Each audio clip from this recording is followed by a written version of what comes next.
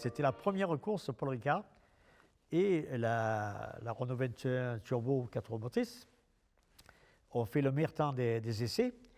Et comme on semblait dominer pas mal la concurrence, dans le dernier, la voiture avait été conçue en 3 mois. Hein. Donc ils avaient beaucoup travaillé et ils n'avaient pas cherché le petit détail que j'aurais bien aimé et qu'ils sont arrivés à faire d'ailleurs. C'était mettre un frein à main qui marche bien.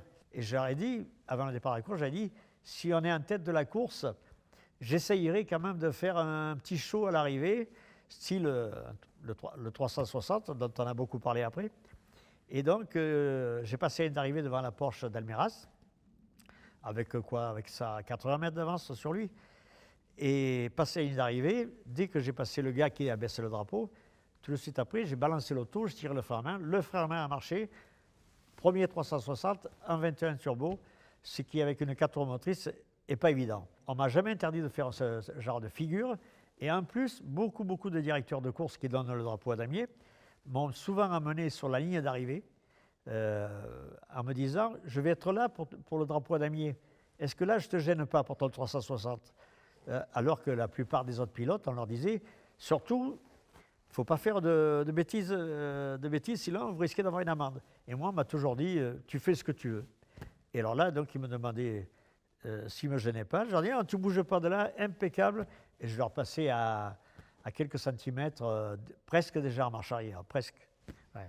Il y a eu une fois ou deux où le directeur de course de Goodwood, la Festival of Speed, m'a contacté après une montée où j'ai fait plusieurs 360.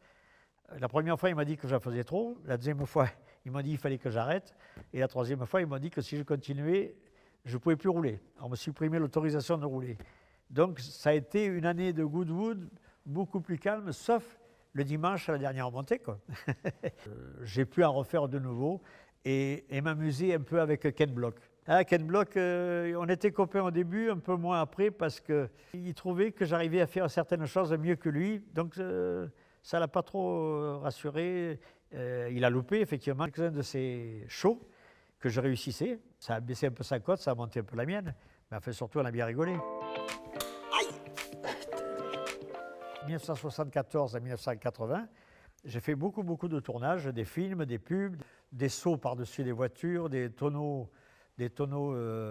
séries de tonneaux avec des petites vitesses, à grande vitesse. Il y a eu ça. Il y a eu la fois où je tombais dans la mer, donc à Sanary. Je doublais un camion qui était chargé d'armes, soi-disant. Je le double et puis il me serre à gauche, et je tombais dans la falaise. Je faisais 2 ou 3 tonneaux en effleurant la falaise parce qu'elle était raide quand même. Juste, ça l'a touché, mais très peu. Quoi. Et j'arrivais en bas dans la mer. On avait fait des trous dans la voiture pour que le coule assez vite. J'avais une corde dans la voiture, une bouteille d'air pour respirer. Et dès que la voiture avait coulé, la prise était finie. Ils envoyaient un petit Zodiac là, pour me récupérer. La voiture, ils l'ont récupérée une demi-heure après, assez rapidement. Ils l'ont sortie, et ça, c'était 11h du matin à peu près. Et l'après-midi, le gars, il regardait la lumière pour voir. Il regardait la lumière, il dit ah, la lumière, elle est meilleure. Alors, il demandait à Rémi Julienne est-ce que la voiture elle est capable de refaire la même scène, quoi. On a regardé un peu, il y avait des écorchures un peu partout. Mais si ce n'était pas cadré, très serré, on arrivait à ne pas le voir, les petites écorchures. Et on a refait l'après-midi.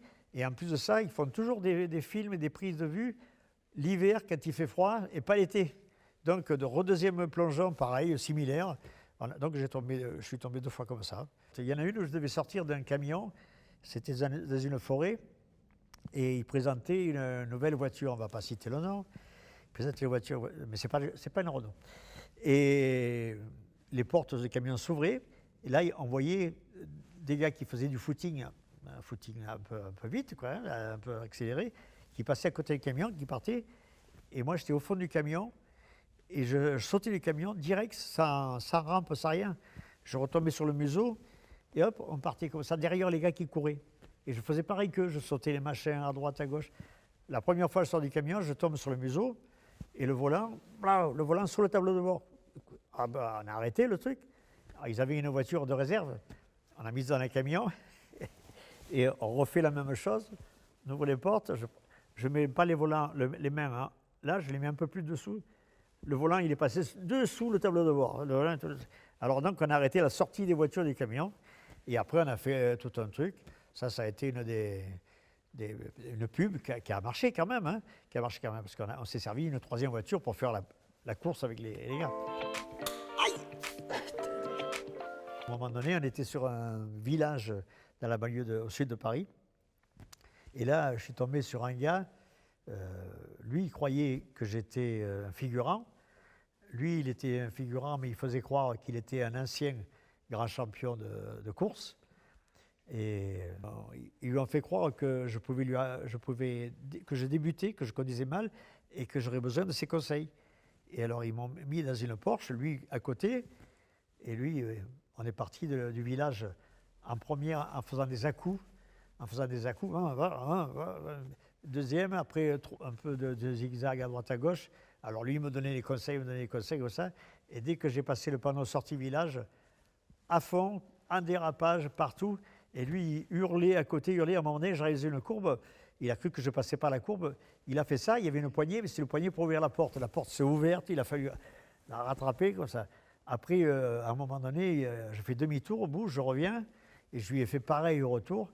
Et là, il a compris à la fin qu'on lui avait monté un truc. Et le lendemain, alors il était un peu vexé. Et le lendemain, il est revenu habillé en joueur de tennis. Dans le village où nous tournions, il n'y avait pas un tennis à 10 km à la ronde à l'époque. Donc il est venu un joueur de tennis en nous faisant croire qu'il avait été l'ancien partenaire d'un grand joueur de tennis. Parce que là, il s'est dit, je ne reviens plus en disant que j'ai fait de la voiture. Hein. Ah ouais. Luc Besson, qui a voulu que je fasse les films Taxi 1, Taxi 2, Taxi 3. Voilà, donc on ne faisait pas les cascades, on faisait que le pilotage de précision avec Jean-Louis Chesser, avec d'autres pilotes. Donc ça a été mes dernières vraies cascades et je pense qu'il n'y en aura plus, sauf si je loupe un virage en rentrant chez moi.